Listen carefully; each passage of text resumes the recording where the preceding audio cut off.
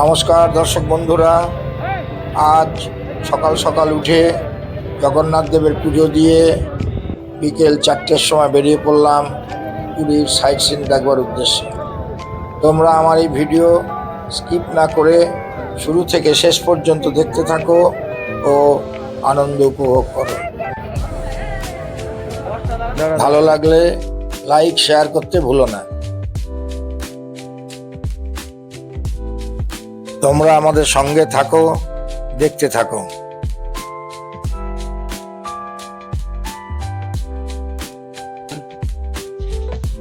সিদ্ধবকুল temple এখন আমরা তোমার দেখাচ্ছি। দেখো, এই সিদ্ধবকুল হরিদাস ঠাকুরের ভজন কুটির।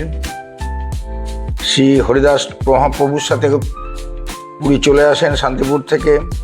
রোজ তিনি 3 লাখ কৃষ্ণ নাম এখানে বসে করতেন। সিদ্ধবকুলে বসে 3 লক্ষ কৃষ্ণ নাম করতেন।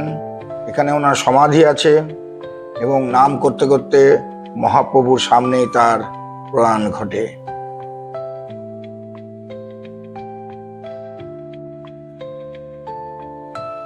আমরা আজকে সাইট সিন করতে বেরিয়েছি। সকালবেলায় পুজো দিয়েছি জগন্নাথ ধামে। সেখানকার সমস্ত কিছু পরিবর্তন হয়ে গেছে, অনেক উন্নতি হয়ে গেছে আগের থেকে। যারা আগে এসেছে, যারা এখন আসবে তারা চিনতেই পারবে না, এত সুন্দর, এত সুব্যবস্থা হয়েছে। দেখে আমরা একটা অটো রিক্সা ভাড়া করে 600 টাকা দিয়ে লোকাল সাইট সিন করতে বেরিয়েছি।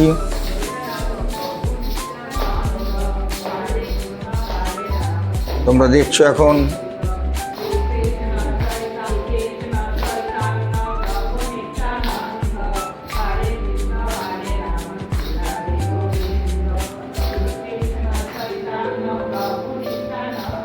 সিদ্ধবকুল দেখলে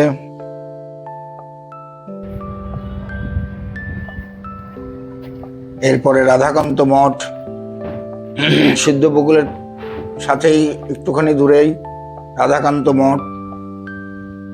তোমরা এখন রাধাকান্ত মঠ দেখছো। এখানেও মহাপ্রভুর অবাধ গতিবিধি ছিল। মহাপ্রভু এখানে সবসময় যাতায়াত করতেন, শ্রী চৈতন্যদেব। এরপরে গোবর্ধন মঠ। গোবর্ধন মঠ এখানেও শ্রী চৈতন্যদেব মহাপ্রভুর অবাধ যাতায়াত ছিল। তিনি এখানে এসে নাম গান করতেন।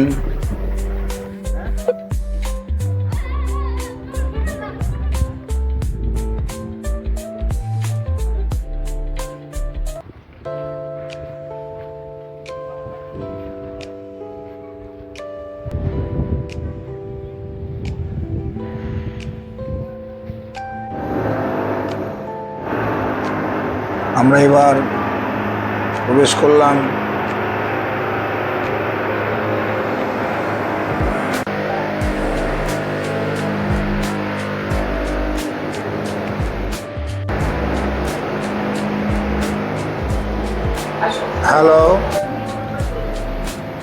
এই গোবর্ধন মঠ। এই গোবর্ধন মঠ আদি শঙ্করাচার্য কর্তৃক প্রতিষ্ঠিত 4টি প্রধান অদ্বৈত বেদান্ত মঠের অন্যতম মঠ। ঋগ্বেদের সাথে এই মঠের খুব সম্পর্ক আছে। উড়িষ্যার স্বর্গদ্বারের কাছে এই মঠ। এখন যিনি শঙ্করাচার্য আছেন, 145তম শঙ্করাচার্য নিশ্চলানন্দ সরস্বতী মহারাজ এখন এই মঠ পরিচালনা করে থাকেন। বিরাট আয়তন, পুষ্করিণী,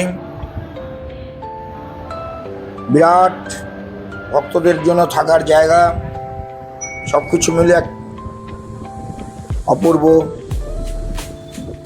আজকে আমরা সাইট সিন যে আমরা ঘুরতে বেরিয়েছি, তার মধ্যে এটা একটা সাইট সিন, গোবর্ধন মঠ। তোমরা দেখতে পাচ্ছ বিরাট এরিয়া নিয়ে, মাঝখানে পুষ্করিণী, দুধারে মন্দির।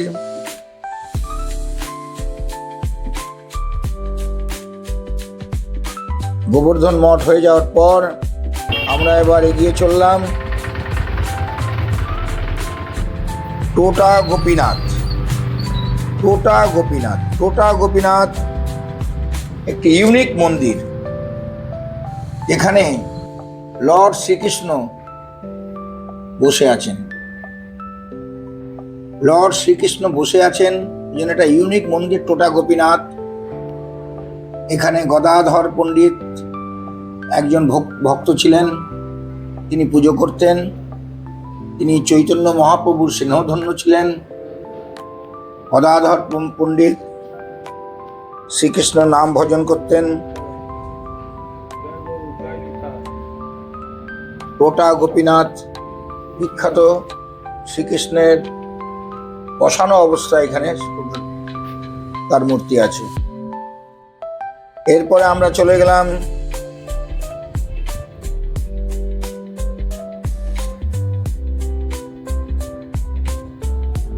লক্ষ্মী নিকেতন। লক্ষ্মী নিকেতন ঠাকুর শ্রী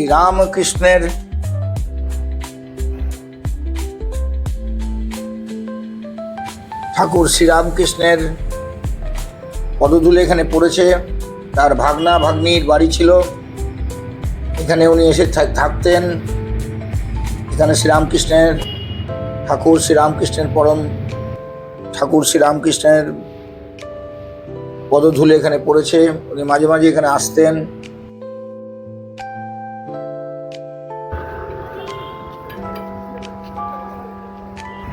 এরপর তোমরা দেখতে পাচ্ছ হরিদাস ঠাকুরের সমাধির ক্ষেত্র। যে হরিদাস ঠাকুরের কথা আমি কিছুক্ষণ আগে বললাম, সিদ্ধ বকুল, সেই হরিদাস ঠাকুরের সমাধি এখানে হয়। এখানে তার সমাধি আছে। এই সমাধি যখন হয় তার পুরাণ ঘটে প্রভু চৈতন্যদেবের সামনে নাম কীর্তন করতে করতে। গৌরাঙ্গ মহাপ্রভু এখানে সর্বদাই আসতেন, নাম গান করতেন।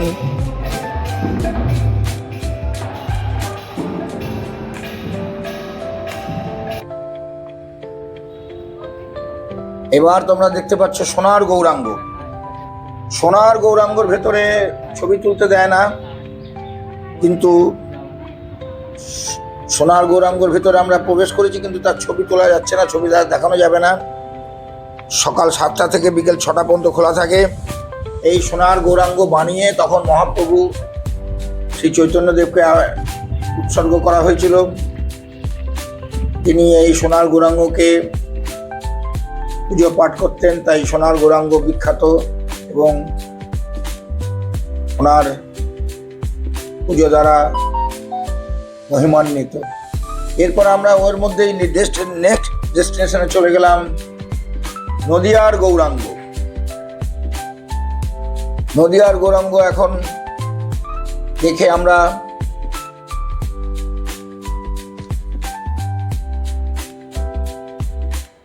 ওই এলাকার মধ্যে এগোলাম।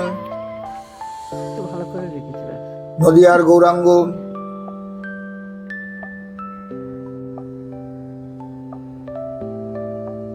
চারিদিকে খালি গৌরাঙ্গ মহাপ্রভু শ্রী চৈতন্যদেবের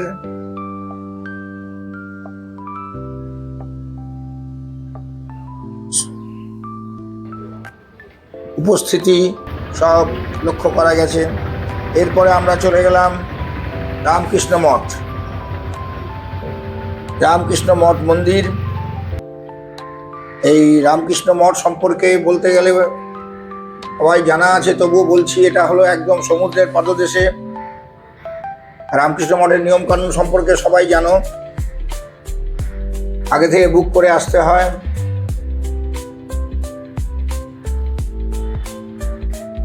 এই রামকৃষ্ণ মঠ, এই মন্দিরটি সমুদ্রের একদম ধারে এবং খুব একটা ইম্পর্ট্যান্ট জায়গায় পুরীর। এই রামকৃষ্ণ মঠ আমরা দেখলাম। ওখানে ঠাকুর, মা শারদা, স্বামীজি সবার মূর্তি, সবার নাম গান রামকৃষ্ণ মঠের যেরকম নিয়ম আছে সে নিয়মের মধ্যে মেনটেন করা হয়। যেসব ভক্তবৃন্দরা রামকৃষ্ণ মঠে আসেন থাকেন, রামকৃষ্ণ মঠের নিয়মাবলী মেনটেন করে চলতে হয়। সন্ধ্যা আরতি খুবই বিখ্যাত। জানো রামকৃষ্ণ মঠের, রামকৃষ্ণ আশ্রমের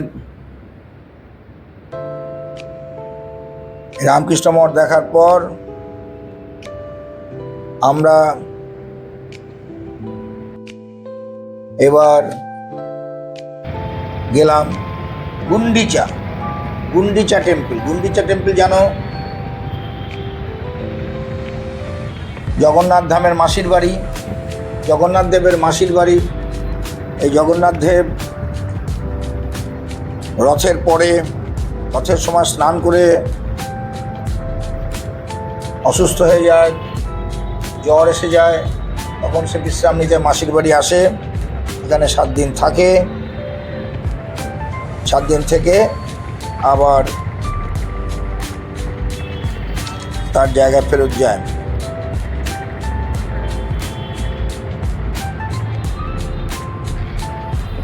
এই জন্য গুন্ডিচা মন্দির টেম্পল খুবই বিখ্যাত এবং এটা সবসময় খোলে না, একমাত্র ওই রথের সময় খোলা হয়, আর অন্যদিন সাধারণের জন্য দর্শন করা যায় না, বাইরে থেকে দর্শন করতে হয়।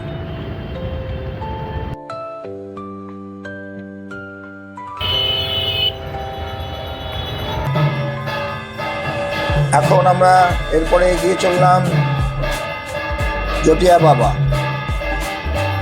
বাবা টেম্পল দেখতে দেখতে আমরা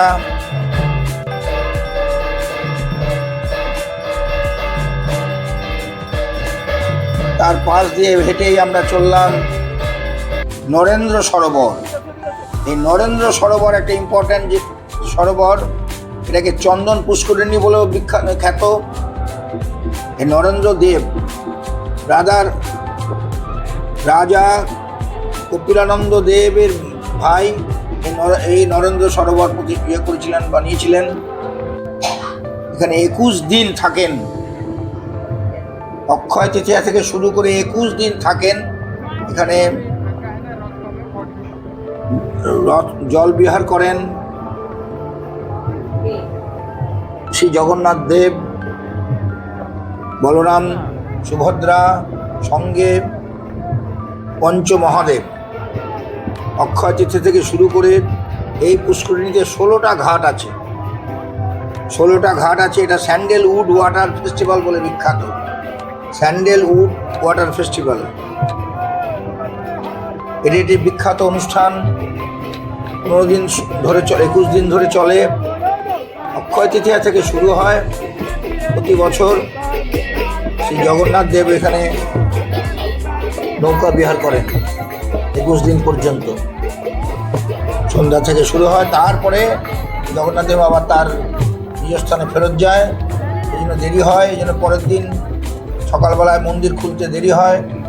মন্দির খুলে মন্দিরে সকালবেলার পূজা অর্চনা, ভক্তদের সমাগম 1 ঘন্টা করে লেট হয়ে যায়, কারণ প্রভু জগন্নাথ রাত্রিবেলায় আসতে দেরি হয়, ঘুমোতে দেরি হয়, বিশ্রাম নিতে দেরি হয়। তাই এই সেই জায়গা তোমরা দেখতে পাচ্ছ নরেন্দ্র সরোবর, যেটা চন্দন পুষ্করিণী নামে বিখ্যাত। ফেস্টিভ্যালটা হচ্ছে চন্দন স্যান্ডেলউড ওয়াটার ফেস্টিভ্যাল বলে বিখ্যাত। তোমরা দেখতে পাচ্ছ কিভাবে জলবিহার হচ্ছে, নৌকা বিহার হচ্ছে, আর নাম গান করতে করতে সমস্ত ভক্তরা সমস্ত পুষ্করিণী, অত বড় পুষ্করিণী প্রদক্ষিণ করছে। এক অপূর্ব দৃশ্য, না দেখলে কল্পনা করতে পারবে না। যারাই আসবে এই সময়ে তারা এই দৃশ্য বা এই ঘটনার সম্মুখ দেখতে পারবে। যারা আসতে পারছো না তারা এই ভিডিও দেখে আনন্দ পাও এবং বুঝতে পারবে যে কি মহিমা সেই জগন্নাথ প্রভু।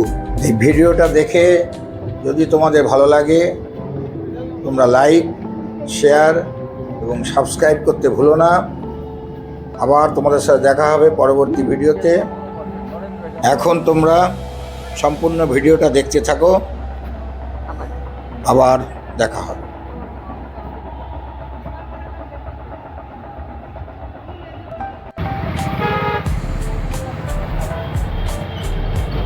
বিজয় কৃষ্ণ গোস্বামী তোমরা জানো সিদ্ধ পুরুষ ছিলেন, শান্তিপুরে তার জন্ম।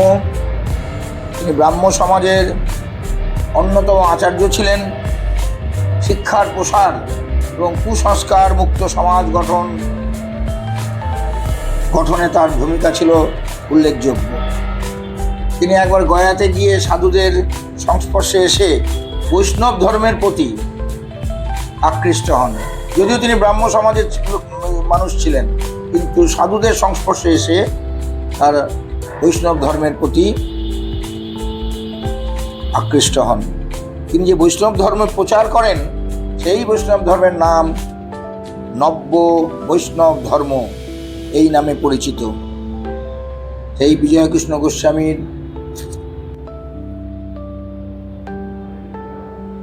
উপাসনা স্থল, মন্দির দর্শন করা এবং সমস্ত ভক্তদের এখানে সন্ধ্যাকালীন আরতি, নাম গান